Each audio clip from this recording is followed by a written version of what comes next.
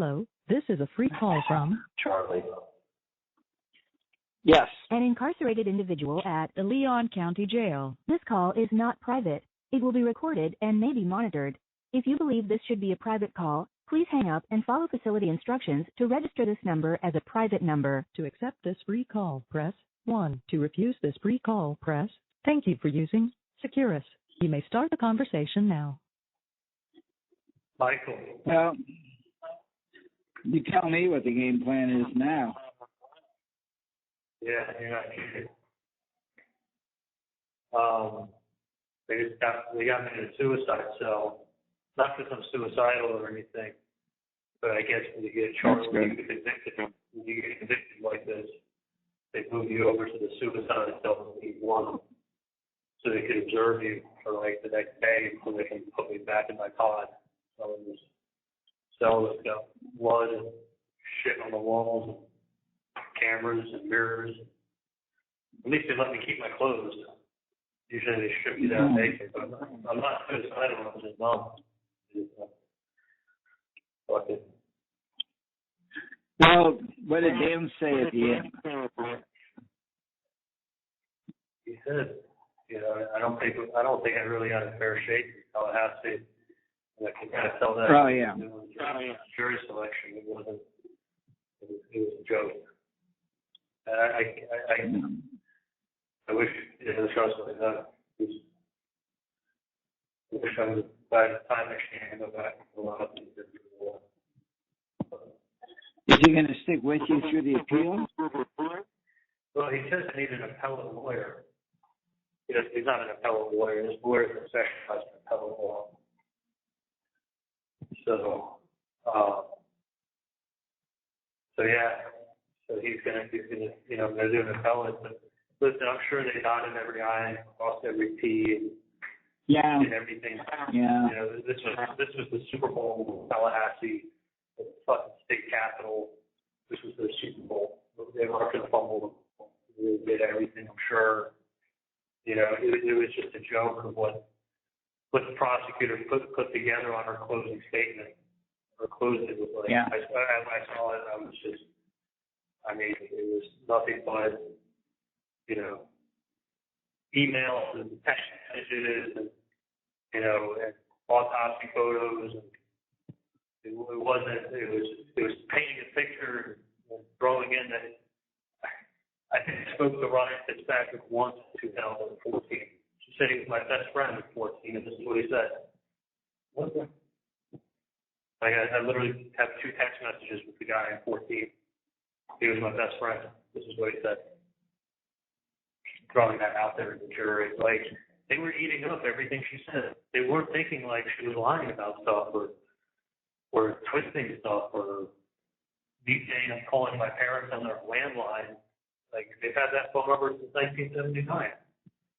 Like, I saw that. There's nothing hidden there. There's nothing special about it. I called them on my cell phone to the home phone. Well, you know, like you said when we talked before, they had 90 people that said that they had already decided you were guilty and you used up your strikes. You used up your strikes. I used up my strikes on people that I had to get off the jury, which they could never have sat on my jury. They used up their strikes on people that would have given me a fair shot. I used up my strikes on people that were going to convict me before I sat down. So it was just like. Well, you ended up with 5 people that, relatives in law enforcement. Yeah, 5 people with family in law enforcement. You know, but I mean, like the people that I got off were law enforcement. 24-year law enforcement detective from Miami, arson investigator. You know, I mean, some of these guys, like, you know, anybody that would have given me a fair shot, they got off. So the few that would have given me a fair shot, they got off.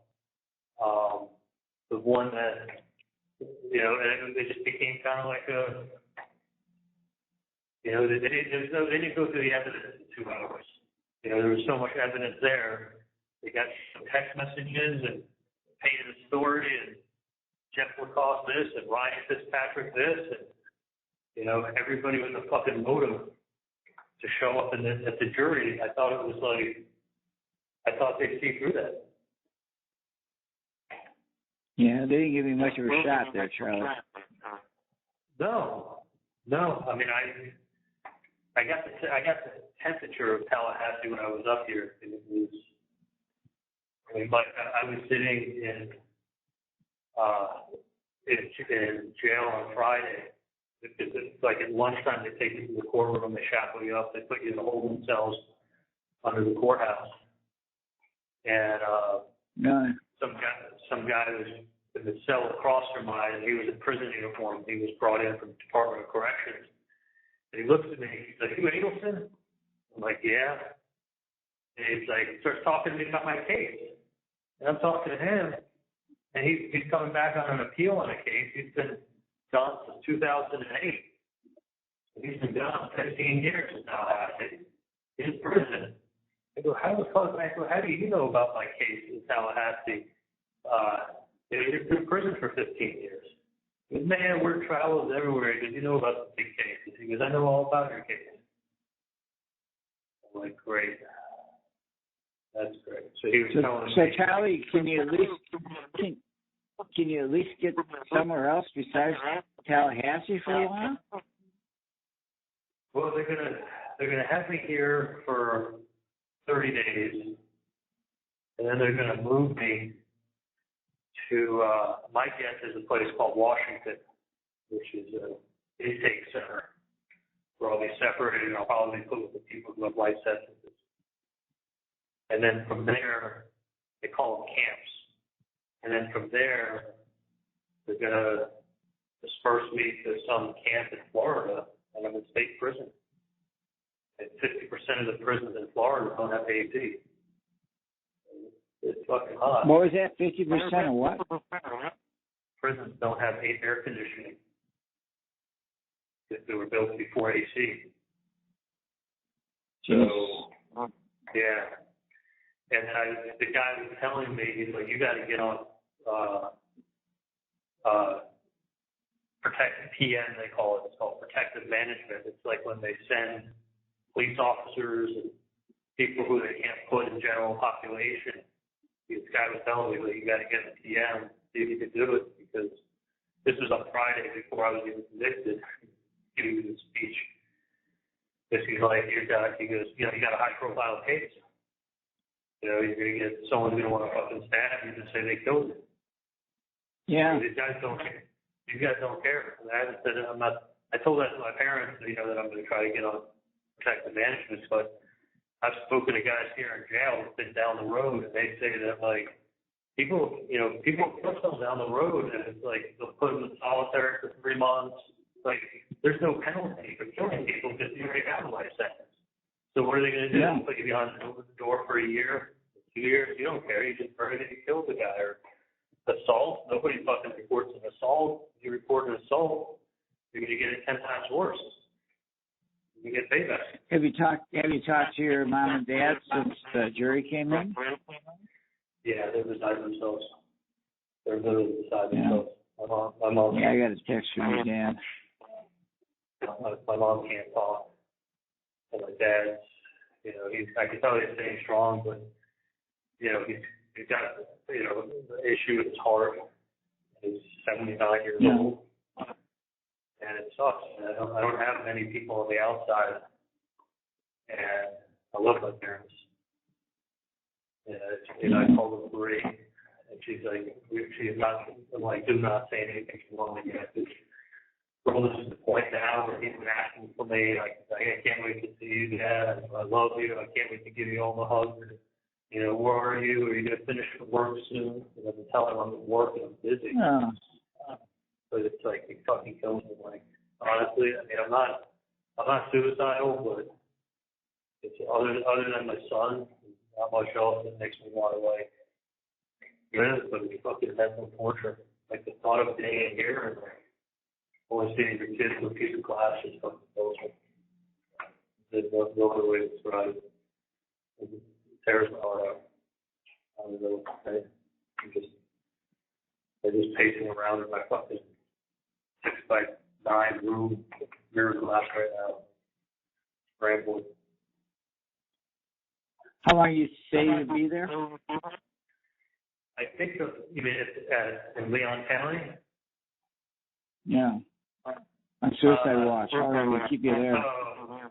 I think till tomorrow. I mean, the chief of the jail is going to come see me tomorrow, and I have a therapist that comes to see either going to ask me, are you okay? With questions.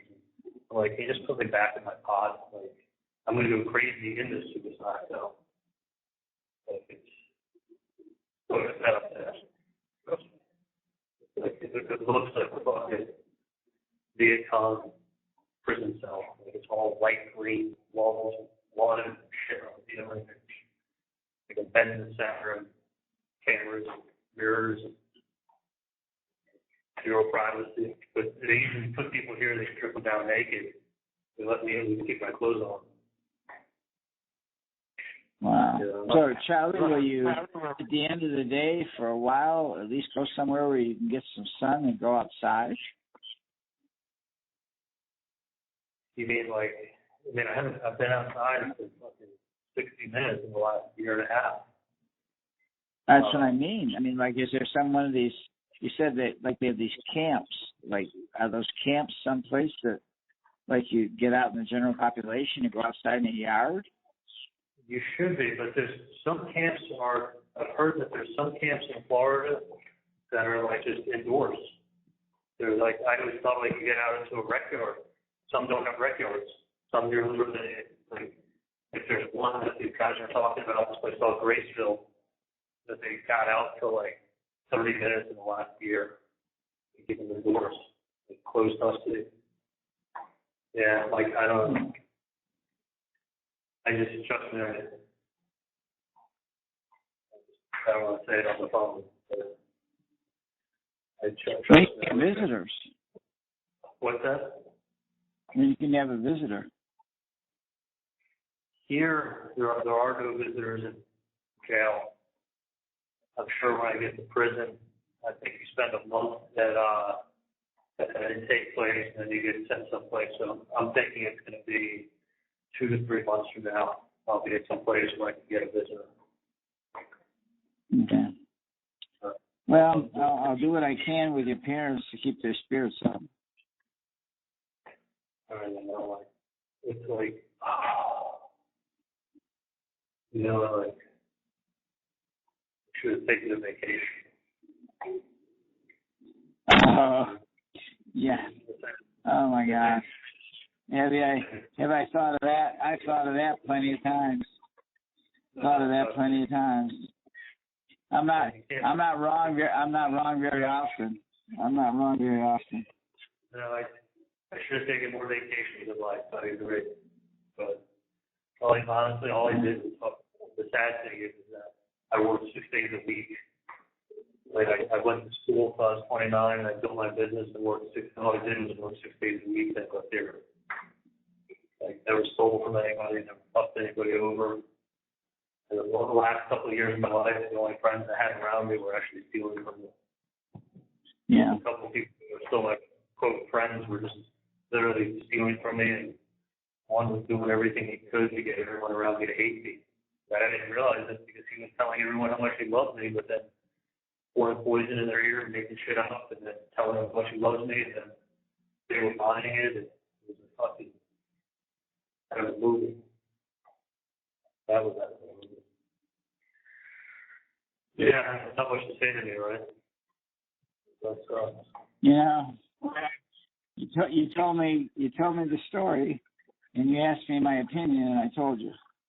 No, Mike, I trust me. I know all too well. Yeah.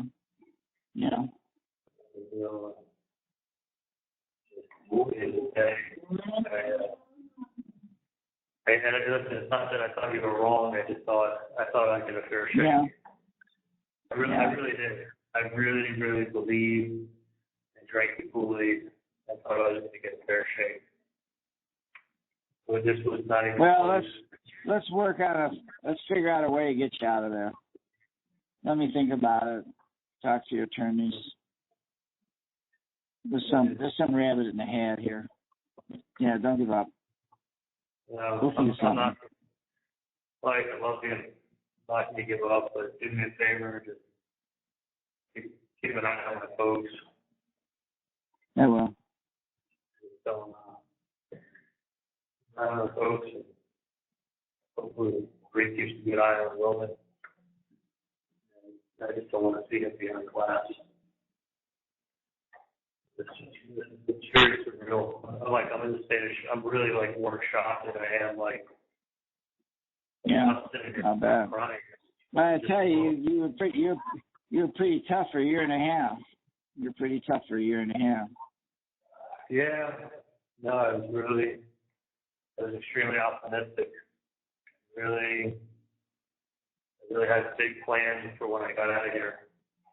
Really did. Yeah.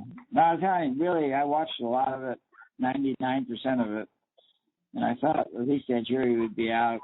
Somebody would say, no, you know, I have a reason to get out, but not in Tallahassee. Not in Tallahassee, not that jury, and not after what she put together for her closing. I mean.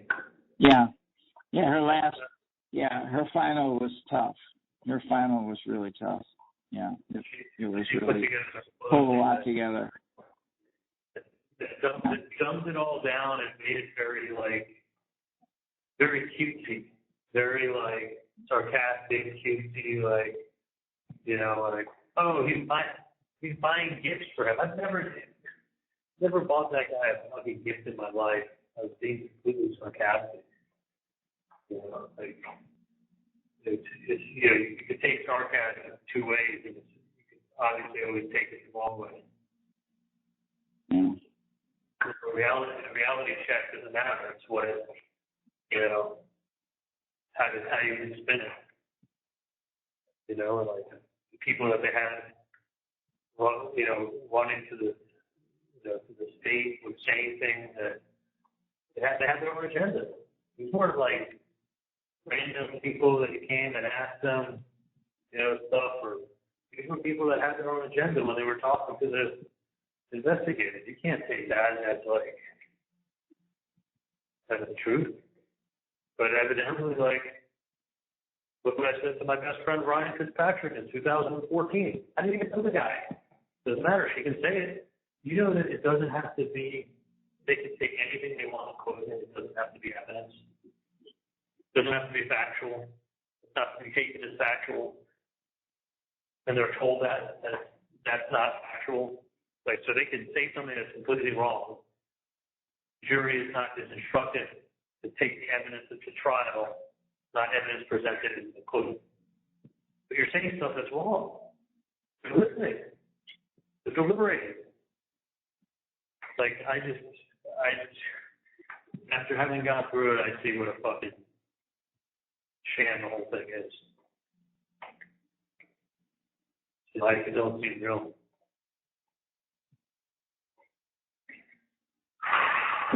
You know, I'm here with Josh. Talk to Julie, Sean, Howard. I mean, we all love you. I just don't know what. Is there something we can do? I mean, listen, I'm pretty creative. I've been in a lot of legal. I mean, I had some interaction with your attorney along the way. I mean, let's see if we can think of something. Yeah. I mean, if you do, it'll be a miracle. I just feel like this was their Super Bowl up here in Tallahassee. This is also the state capital.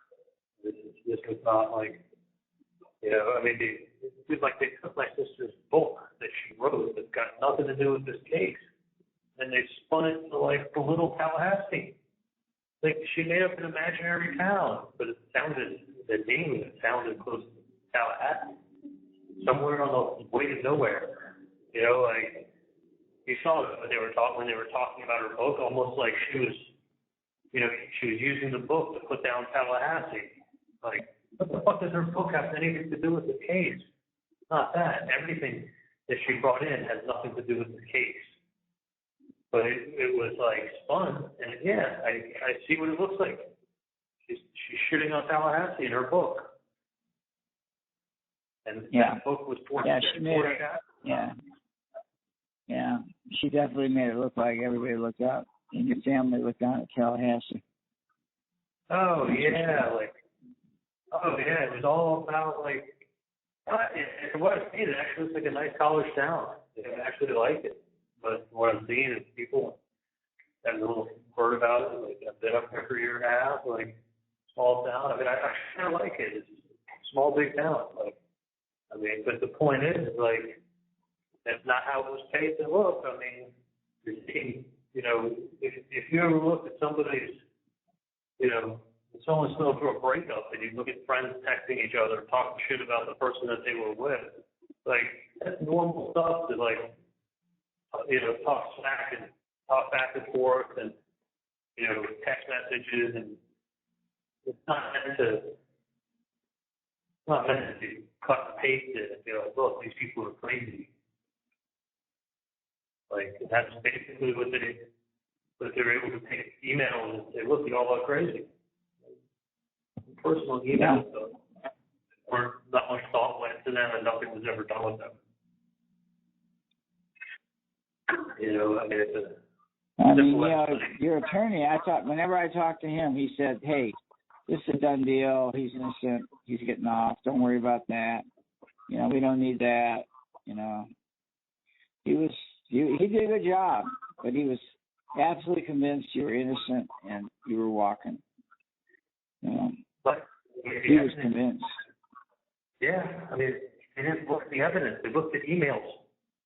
They looked at fucking nutty emails. And, like, these people are nuts with their emails. They were good my emails. Like, but they spun a story. Complete with my sister's fucking book. It's like, the sister's book has nothing to do with this fucking case, but why is it being discussed? To make us look like we're shitting on Tallahassee. Yeah, exactly. I never even read her book. For sure.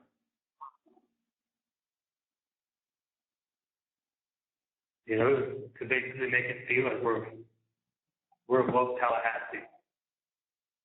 My dad's dental practice was netting about $170,000 a year. Kaplan gets up there and says practice nets $2 million a year. Why? It paints the picture they want to paint. My dad's net is netting 170, not $2 million, 170. Doesn't matter. That doesn't like. Because it's all about the picture they want to paint. They said I made $3 million a year. I never made one. It sounds good. So you make $3. They close to one at the very end, by peak. I just gotta.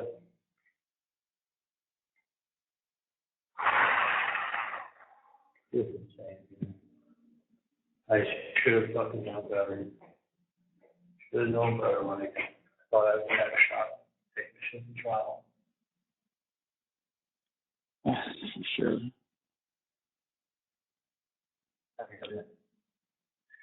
I really believe, this is a fucking joke. Because I saw the case they put on. They're putting on a case with my sister's book and my mom's emails. What does my sister's book and my mom's emails have anything to do with the case? Other than to get the people sitting there to hate us. They think you're crazy.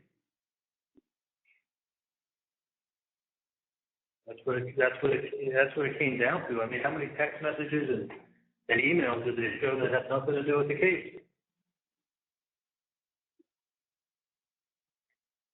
Like,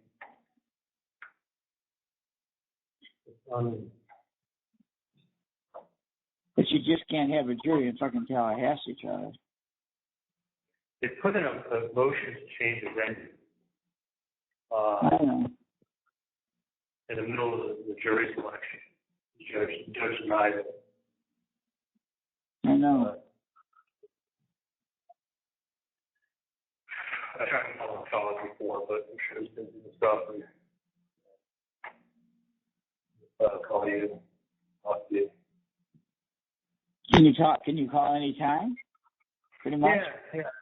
Yeah, I can call anytime. I'm going to call my mom and tell her to put some more money on my phone. We got like $17 on there. I always call you on my inmate. I think you put 100 on there, but I never called you on.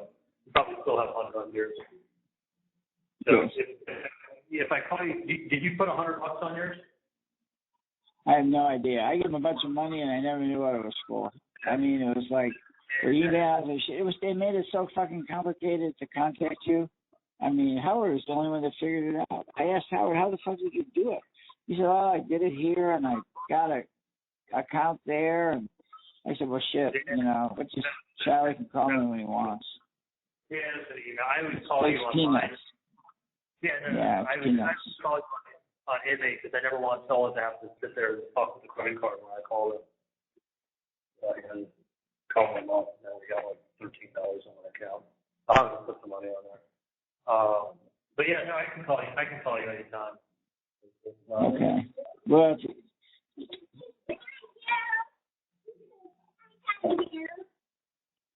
so, if you, I may call my parents again later. I text your mom and dad. I got a text back, so. My parents haven't talked to my sister. I asked my parents. The only people they've spoken to are me and my lawyer. They haven't talked to anyone. I think there's. Let me think on this, see if I can think of any rabbits in the hat. Yeah, good. Good luck. I really was optimistic after this past weekend, thinking I was again now. Huge letdown from that, but I will. So it's still fresh, man. I'm still in shock. Like it's. Yeah, me too. Still in jail, but it doesn't feel real. It just feels like another day, but I'm in another cell. But it's gonna feel real tomorrow, I'm sure, when I wake up. So, but I love you guys, Mike, and thank you for always being there for me. Yeah, we love you too, Charlie. We'll stay in touch. I will. Thanks for picking up when I call you. Oh, sure. Anytime. You got it, Mike. Have a good night. Love you. Bye. The caller has hung up.